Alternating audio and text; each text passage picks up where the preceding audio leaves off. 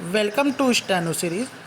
80 शब्द प्रति मिनट की इस श्रृंखला में आपका स्वागत है। यहाँ आपको डेली 4 डिक्टेशन बोले जाते हैं, जिनमें से 3 संपादकीय और 1 आध्यात्मिक होता है। डिक्टेशन पाने के लिए चैनल को सब्सक्राइब करिए। जो भी students UP triple S steno की तैयारी कर रहे हैं और जिनका 333 पोस्ट और 1224 पोस्ट का एग्ज़ाम है, उनके लिए ये डिक्टेशन बहुत ही महत्वपूर्ण है। साथ ही साथ जो भी आपके मित्र यूपी ट्रिपल एस के अलावा बिहार, राजस्थान या उत्तर प्रदेश एएसआई और साथ ही साथ एसएससी की तैयारी कर रहे हैं, उनके लिए भी ये डिक्टेशन बहुत ही महत्वपूर्ण होती है, क्योंकि ये एक संपादकीय डिक्टेशन है जो कि उनके एग्ज़ाम्स में देखने को मिलती है। डिक्टेशन पाने के लिए आप उन्हें ज़रूर इसका लिंक शेयर करें और हमारे साथ जुड़ने में सहयोग करें। डिक्टेशन स्टार्ट होगी 5 सेकंड बाद। स्टार्ट। ईरान के राष्ट्रपति मसूद पेजेश्कियन ने शुक्रवार को कहा कि कुछ देशों ने अमेरिका और इजराइल के साथ चल रहे संघर्ष में बीच बचाव की कोशिश शुरू कर दी है। उन्होंने कहा कि हम भी शांति पसंद करते हैं, लेकिन अपनी इज्जत और स्वतंत्रता के साथ। हमने पिछले हफ्ते supreme leader Ayatollah Ali Khamenei को खो दिया। शायद कुछ लोगों ने हमें कम आंक लिया है। अमेरिकी राष्ट्रपति डोनाल्ड ट्रंप ने कहा कि ईरान के साथ कोई भी समझौता तभी होगा जब वह बिना शर्त आत्मसमर्पण करे।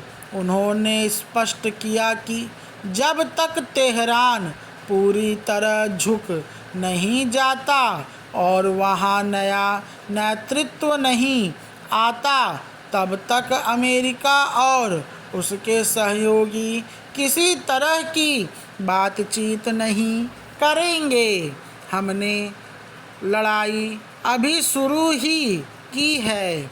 अमेरिका के रक्षा मंत्री पिट हेगसेथ ने ईरान को कड़ी चेतावनी दी है। साथ ही कहा कि अगर तेहरान यह सोच रहा है कि अमेरिका लंबे समय तक सैन्य अभियान नहीं चला पाएगा, तो यह उसकी बड़ी गलतफहमी है।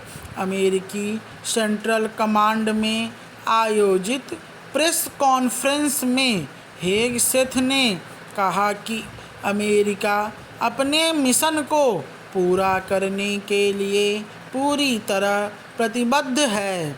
अगर ज़रूरत पड़ी तो संघर्ष लंबे समय तक जारी रखा जाएगा। उन्होंने कहा कि ईरान उम्मीद कर रहा है कि हम इस अभियान को जारी नहीं रख पाएंगे, लेकिन यह इस्लामिक रिवॉल्यूशनरी गार्ड कॉर्प्स की गलत फहमी है। हमारी प्रतिबद्धता लगातार बढ़ रही है और हमने अभी लड़ाई शुरू ही की है।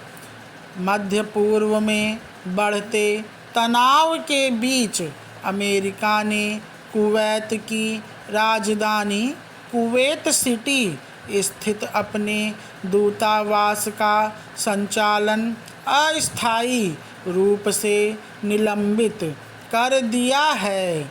इसके साथ ही वहां रह रहे अमेरिकी नागरिकों से देश छोड़ने की अपील की है।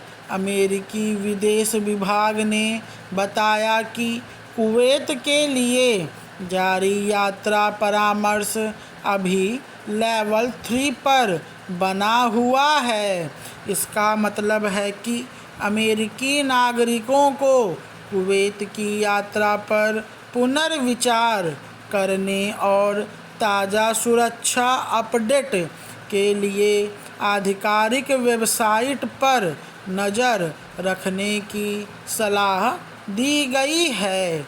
अमेरिका की सेंट्रल कमांड के प्रमुख एडमिरल ब्रैड कूपर ने कहा कि पिछले 72 घंटों में अमेरिकी सेना ने ईरान के भीतर करीब 200 सैन्य ठिकानों पर हमले किए। इस हमले ने तेहरान की मिसाइल और ड्रोन हमले की क्षमता को काफ़ी हद तक कमज़ोर कर दिया है। कूपर ने बताया, कार्रवाई ऑपरेशन एपिक फ्यूरी के तहत की जा रही है, जिसका उद्देश्य ईरान के मिसाइल लॉन्चर और उससे जुड़ी सैन्य ढांचागत सुविधाओं को निशाना बनाना है।